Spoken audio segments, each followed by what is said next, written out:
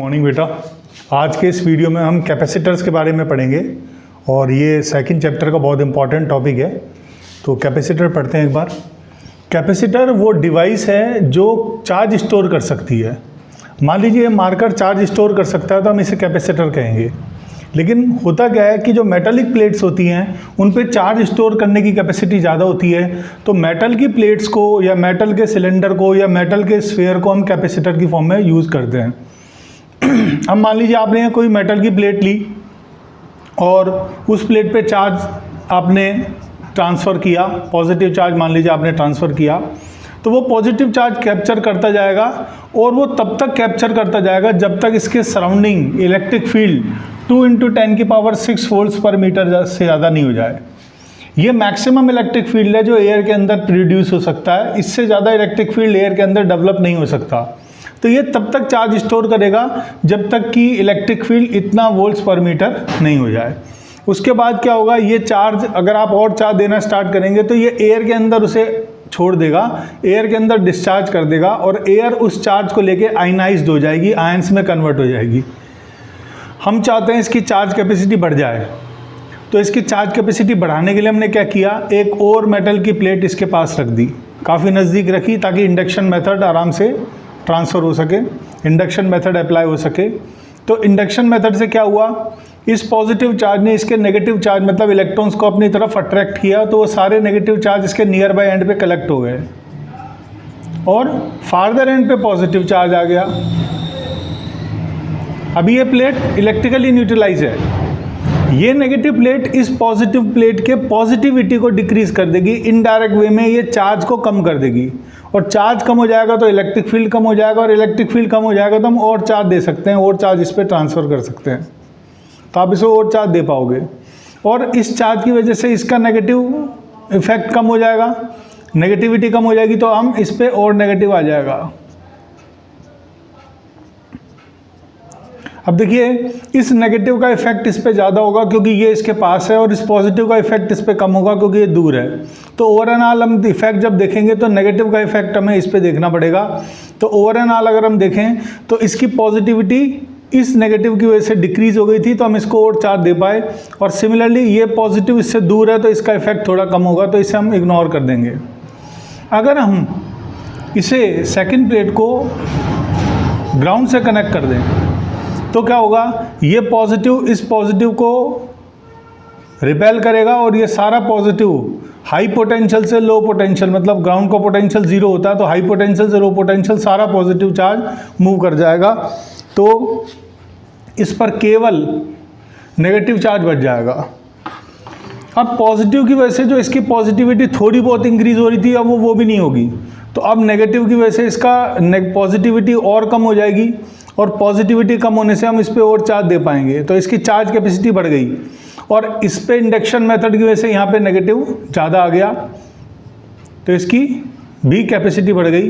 तो ये कैपेसिटर का बेसिक प्रिंसिपल होता है कि कैपेसिटर के अंदर 2 प्लेट्स होती हैं, एक पॉजिटिव प्लेट एक नेगेटिव प्लेट, और एक प्लेट को हम ग्राउंड से कनेक्ट कर देते हैं, अर्थिंग कर देते हैं ताकि इंडक्शन मेथड प्रॉपरली इस पर वर्क कर सके। तो ये कैपेसिटर का बेसिक प्रिंसिपल होता है। कैपेसिटर को हम एक टेम्परेरी बैटरी की तरह भी काम में ले सकते हैं। बैटरी के अंदर क्या होता है, बैटरी के अंदर इलेक्ट्रोलाइट सॉल्यूशन होता है और उस सॉल्यूशन की वजह से कंटिन्यूसली उसे एनर्जी मिलती रहती है और पॉजिटिव और नेगेटिव चार्ज प्लेट्स पे इकट्ठा होता रहता है। इसमें क्या होता है, जो काम बैटरी काफ़ी टाइम के लिए करती है वही काम कैपेसिटर एक टाइम के लिए करता है। कैपेसिटर का बेसिक प्रिंसिपल क्या है, कैपेसिटर वर्क करता है कि इसमें जितना ज़्यादा चार्ज आएगा वो इसके पोटेंशियल डिफरेंस की प्रोपोर्शनल होगा। मान लीजिए ये नेगेटिव प्लेट है, इस पर हमने पोटेंशियल मान लिया 0 और पॉजिटिव पे हाई पोटेंशियल मान लिया V, तो पोटेंशियल डिफरेंस हो गया V। तो जितना ज़्यादा पोटेंशियल डिफरेंस होगा उतना ज़्यादा चार्ज होगा। अगर इसको अपोजिट वे में बोलें तो जितना ज़्यादा इस पर चार्ज होगा उतना ज़्यादा पोटेंशियल डिफरेंस होगा। तो चार्ज ऑन ईच प्लेट, दोनों प्लेट पे सेम चार्ज होगा, एक पे पॉजिटिव एक पे नेगेटिव। तो charge on each plate is directly proportional to potential difference between the plates.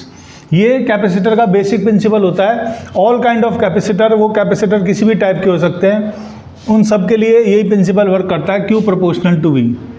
और जब प्रोपोर्शनल का साइन हटा के इक्वल का साइन लाते हैं तो कैपेसिटेंस आती है C।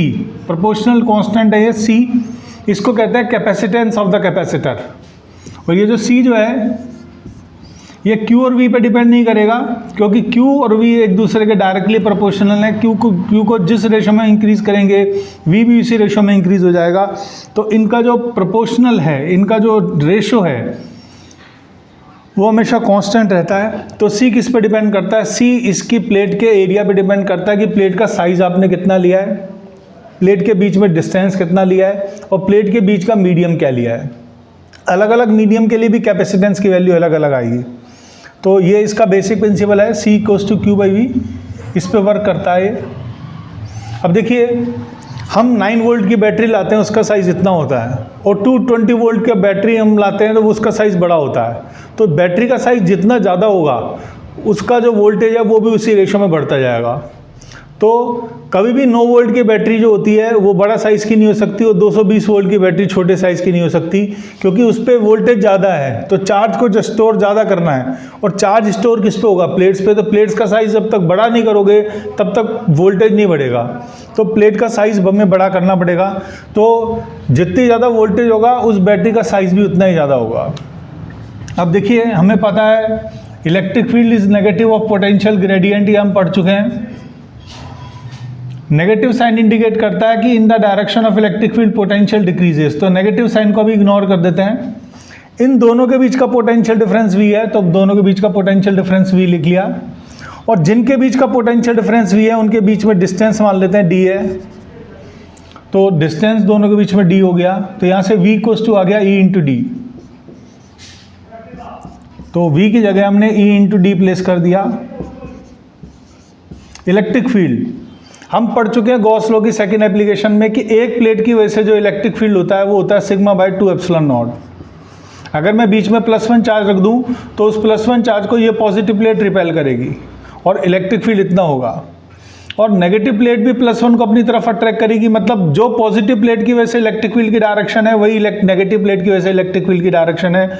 दोनों इलेक्ट्रिक फील्ड सेम डायरेक्शन की होने की वजह से दोनों इलेक्ट्रिक फील्ड एडअप हो जाएंगे। तो ये नेट इलेक्ट्रिक फील्ड आ जाएगा σ/2ε0 + σ/2ε0, दैट इज σ/ε0।